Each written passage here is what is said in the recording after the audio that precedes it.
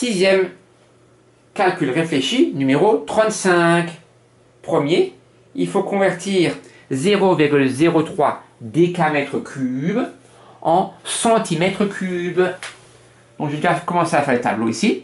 Décamètre cube, j'ai bien sûr 3 colonnes. Après j'ai les mètres cubes, de nouveau 3 colonnes. Après j'ai les décimètres cubes, 1, 2, 3 colonnes. Et après j'ai les centimètres cubes, 3 colonnes. Et après j'ai les millimètres cubes, mais c'est inutile dans mon tableau. Et donc je vais essayer d'écrire assez petit pour écrire dans le tableau 0,03 décamètre cube. Je commence bien sûr par les unités. J'ai combien d'unités? 0. Et donc après, j'ai combien de dixièmes? 0. Et après, combien de centièmes? 3. Je ne mets pas la virgule, sinon après, vous oubliez de l'enlever. Et moi, je vais convertir cela en centimètres cubes. Le chiffre des unités de centimètres cubes, c'est ici. Et donc, j'ai 0 ici, 0 dizaine, 0 centaine, 0 unité de 1000, 0 dizaine de 1000, 0 centaine de 1000, et 0 encore ici. Et donc, 0 unité de million. Et donc, pour lire ce nombre, je fais des paquets de 3. Et la réponse, 30 millions. 30 millions de centimètres cubes.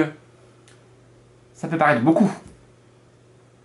Mais 30 mètres cubes, c'est le volume d'une grande piscine. Et 1 décimètre cube, c'est le volume environ d'un dé. C'est le volume qu'on peut mettre à l'intérieur d'un dé.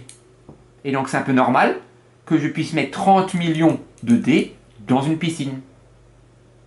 Donc là j'ai fait un ordre de grandeur pour voir que j'ai un grand nombre, mais ce grand nombre est possible. Deuxième, je dois calculer le volume de ce parallélépipède rectangle ou pavé droit. J'ai commencé un petit peu à le dessiner ici. Je vais m'occuper du sol, du parterre. Ici j'ai 5 cm et ici 3. Ça fait combien de petits cubes dans le niveau du bas? 5 fois 3, 15. Et j'ai combien d'étages? J'ai 4 étages. Et donc, il faudra faire 15 fois 4. Autrement dit, le volume du pavé droit, c'est 5 fois 3 fois 4. Ça, c'est la longueur. Le 3, c'est la largeur. Et le 4, c'est la hauteur. Donc, je refais le calcul. 5 fois 3, 15. Et 15 fois 4, 60. Donc, le volume du parallélépipède rectangle pavé droit est de 60 cm3. Ça veut dire que je peux mettre 60 petits cubes à l'intérieur de mon grand pavé droit. Je répète pourquoi. Je peux en mettre 15 à l'étage du bas. Pourquoi 15? Je peux en mettre 5 en longueur et 3 en largeur. Donc au total, je peux en mettre 15. Et j'ai 4 étages. Troisième, il faut calculer 7 divisé par 0,4. 7 divisé par 0,4. Je multiplie par 10 les deux nombres. Donc ça donne le même résultat que 70 divisé par 4. Ça, je peux le faire de tête. Donc on va appeler ça méthode numéro 2. Méthode numéro 1, on va le poser. Et une de tête, 70 divisé par 4. Pour diviser par 4, je peux diviser par 2, puis encore par 2. 70 divisé par 2, ça fait 35. Et 35 divisé par 2, 17,5. Autre méthode, je le pose. En 7, combien de fois 4? Il y va une fois. Une fois 4, ça fait 4. Je soustrais avec 7, il reste 3. J'abaisse un 0. En 30, combien de fois 4? Il y va 7 fois. 7 fois 4, ça fait 28. Il reste 2. C'est une division euclidienne. Moi, je continue après la virgule. J'abaisse un 0 et je mets une virgule ici au quotient. En 20, combien de fois 4? Il va 5 fois. 5 fois 4, ça fait 20.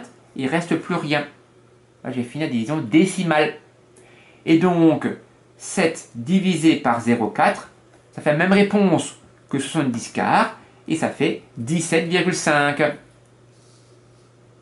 Dernier, il faut compléter le tableau de proportionnalité. Première méthode, je calcule le coefficient pour passer la première à la deuxième ligne. 8 divisé par 5, ça fait 1,6. Ça veut dire que je multiplie par 1,6 les nombres de la première ligne pour arriver à la deuxième ligne. Et 4 fois 1,6, ça fait 6,4. Deuxième, je cherche le coefficient pour passer d'une colonne à une autre. 4 divisé par 5, ça fait 0,8. Et donc je multiplie par 0,8 pour passer d'une colonne à une autre. Et donc 8 fois 0,8, ça fait 6,4. Et dernier, je passe par 1.